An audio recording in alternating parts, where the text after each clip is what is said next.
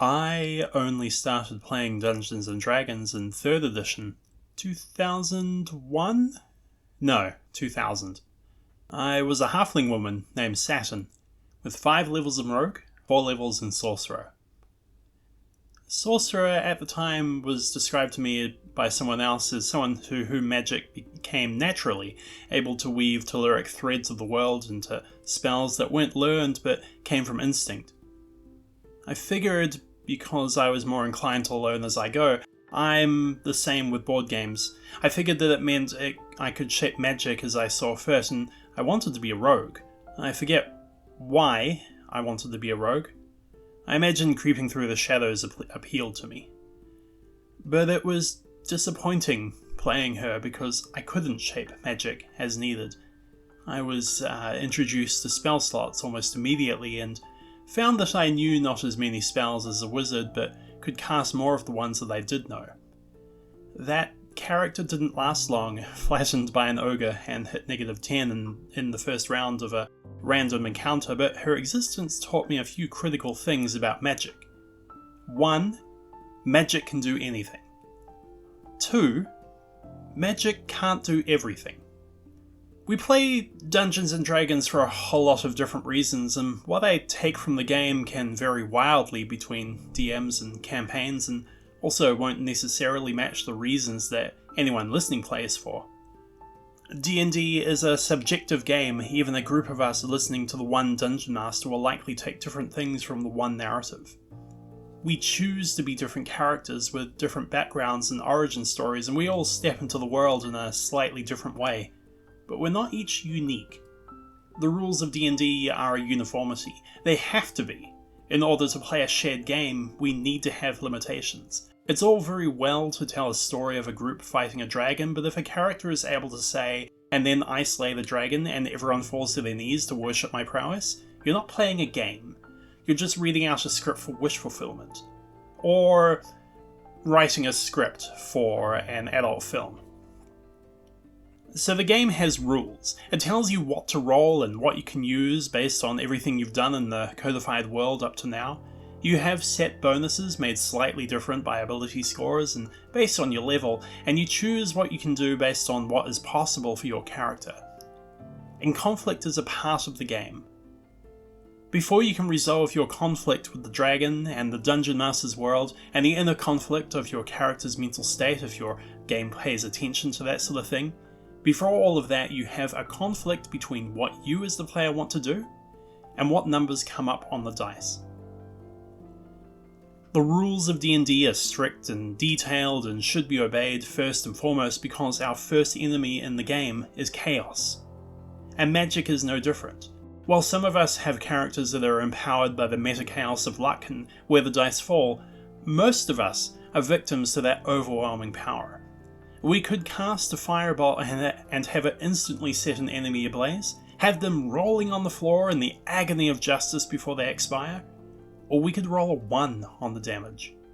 Sorcerers couldn't make up any spell in 3rd edition because if we were to follow the intent of the world, every spell would have a chance to succeed, to fail, or to anti-succeed and kill us all.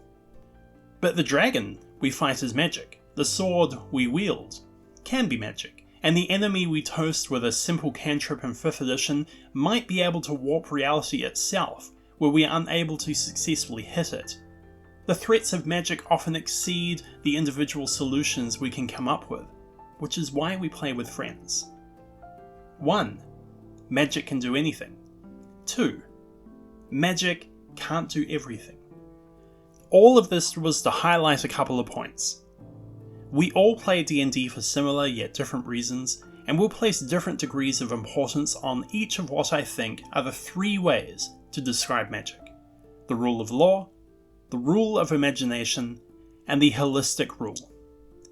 Welcome to this channel's 2nd year, and to this introduction on how I want to proceed in the future. Today, we're going to talk about the philosophy of magic.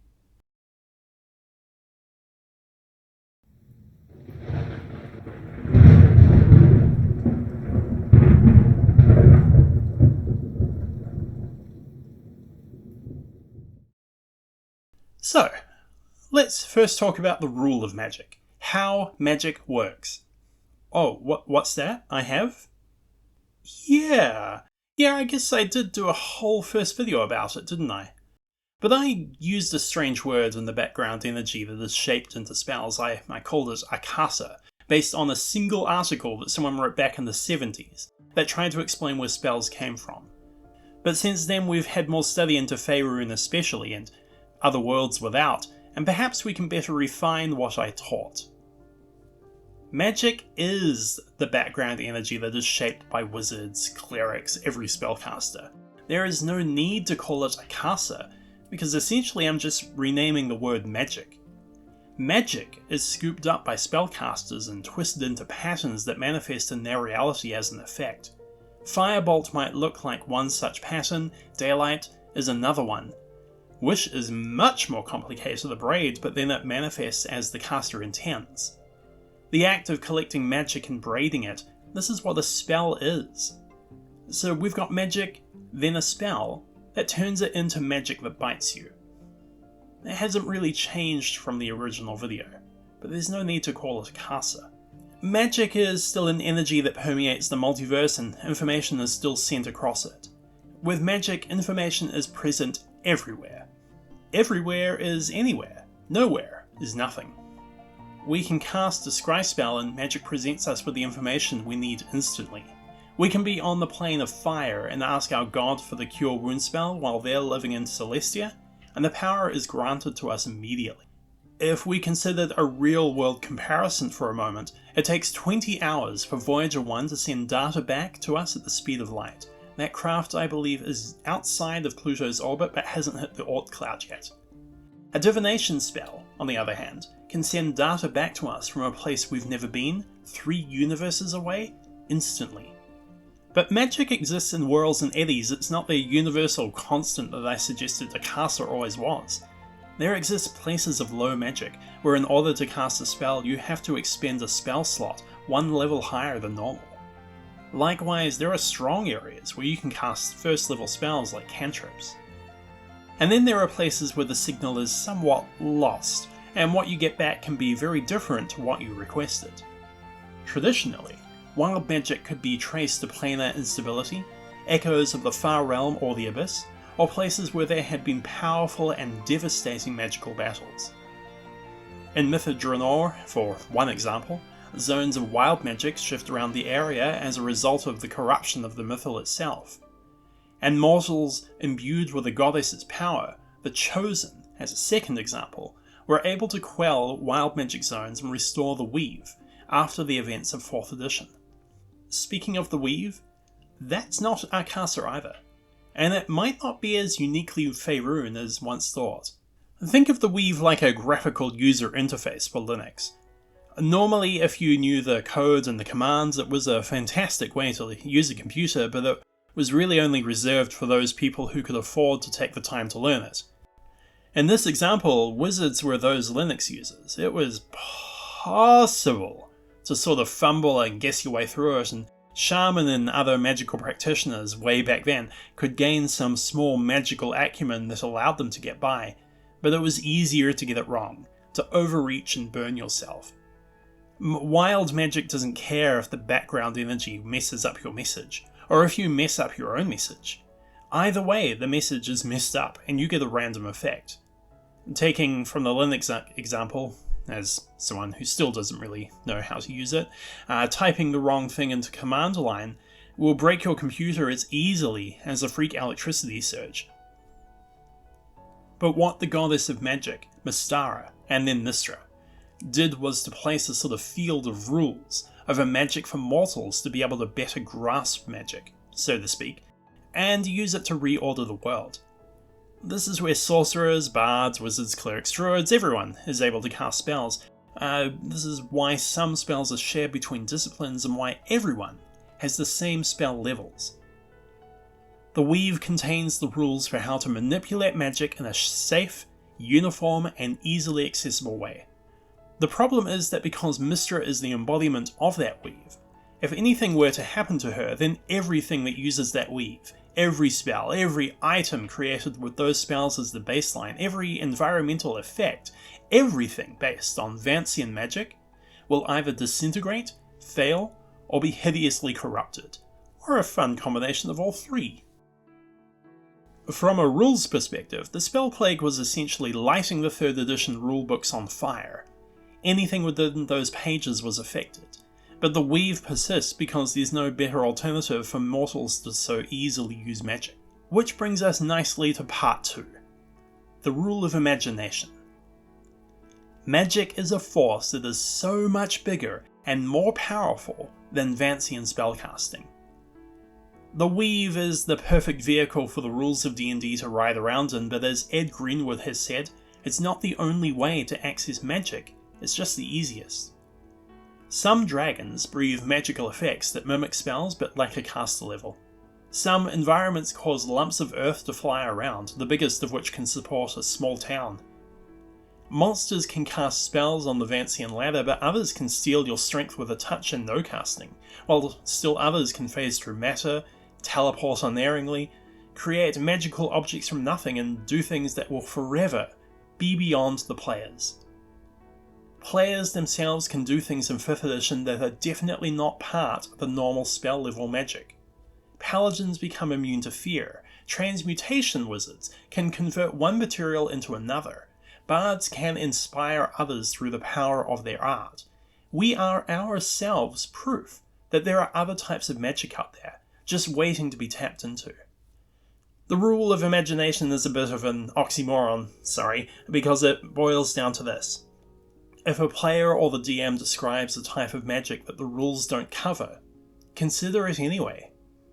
Magic is vast, and most anything is possible. Don't be afraid, DMs, to have an NPC who treats all illusions as though they were real. That bad guy you wanted to make, who can cast all fire spells regardless of class levels? Go for it.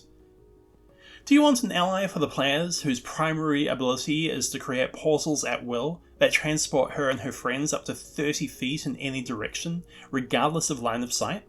Sure, why not? Because magic is supposed to be limitless, and the majority of fantasy books have individuals who are chosen, or special, or wrong, or basically do things differently to how magic is supposed to work. It doesn't just have to be the big bad who has a trick, it can be anyone. Anyone. Magic doesn't have to run parallel to your expectations, it should sometimes surprise you. But imagination has its own inherent rule as well. First and foremost, it should be fair. And I don't mean the players need to have an equal chance of beating your guy, because sometimes it feels great to be up against overwhelming odds and still win due to luck or careful planning. It can also feel great to recognize that you have to run away from a fight. But once, long ago, and I started playing in 2000, so it was long ago, goodness me. #old. Anyway, I had an evil wizard whose primary ability was he was immune to counterspell and dispel magic. That's not fair, that's monstrously unfair, because it took away an avenue that the players couldn't use. Be careful of any magical effect that makes you say, it doesn't work.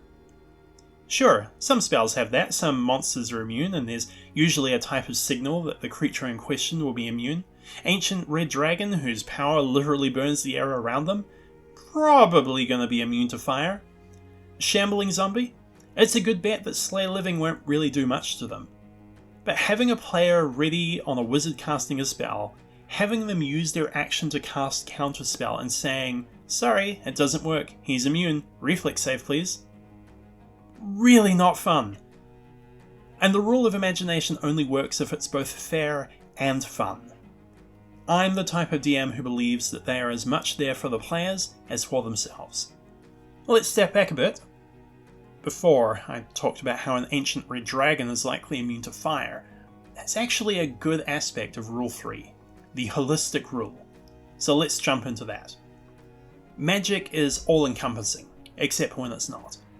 And it affects everyone in the same way, except when it doesn't. But those exceptions are covered by the rule of imagination. For everyone else, we have the holistic rule. Magic manifests in a way that is recognizable to all. gives clues to its function, and affects the whole world. In-game, the rule manifests through symbology. Getting a magic broomstick generally implies it's a flying one you ride on, same with winged boots or a magic carpet. A potion of reduction has a small blob of colour in it that will cycle through shrinking and growing. And everyone knows what's up when the DM describes a small glowing bead suddenly erupting into a ball of flame. Magic needs to stay constant regardless of the people viewing it, because otherwise it doesn't make sense. It's impossible to prepare for it. That's not to say players are encouraged to metagame, reading the rules and knowing what to stock up on if they find out they're fighting a blue dragon next game. But seeing a giant striding out of a cloud sea of lightning strikes is really going to throw the party through a loop if suddenly they're fighting a fire giant. The symbology should match the magic. But sometimes, what if it doesn't? What if a cute little baby fox comes ambling up to the party, encourages everyone in the party to pick it up, and then suddenly everyone who's nearby going, "Aww," has to save versus fireball at disadvantage as the baby fox explodes. Actually, I'm stealing that. For myself. Shut up. But sometimes, even this rule can be ignored for imagination. Sometimes the holistic rule can be ignored for shock value, but always make it the exception. Secondly, the holistic rule states that all magic affects all the world. Take, for example, a portal. A portal is created when the environment is just right, and something about the world and something about how the environment is creates a portal that goes somewhere else. Holistically, even when you cast a fireball, there is always the chance that that fireball affects the world. For example, I once had a DM, AJ actually, the Mighty Glue Stick, who suggested that because I was casting fireball after fireball, maybe so much fire was going to start manifesting the plane of fire. Maybe Azers would show up, or there'd be salamanders showing up. At the time, I'm kind of ashamed to admit, I didn't like that at all. I was like, no, because it's not what the rules say happen. But I really wish that I had been mature enough at that point to go, actually, yeah, that sounds cool, let's see what happens. The holistic rule can sometimes be used to explain why something suddenly happens. And as long as it's consistent, it can be a fantastic reason for plot. Taking a player's favoured spell and turning it into something that moves the game forward, that itself is magical. Going forwards, this is how we'll tackle magical items, people, monsters, spells, environments, whatever. We'll look at what the rules say and suggest alternate rules such as 3rd edition third-party sourcebooks. We'll look at recorded history and previous editions. We'll discuss the symbology that could give a hint as to the subject's purpose, but we'll also give you some ideas to how you can play with that expectation, or brand new ways that you could use the subject that the rules didn't think of. Because we all play D&D in different ways, for different reasons. I can't cover everything for everyone, but I can try. And who knows what we'll learn along the way. Until next time, friends. Kia pai toda.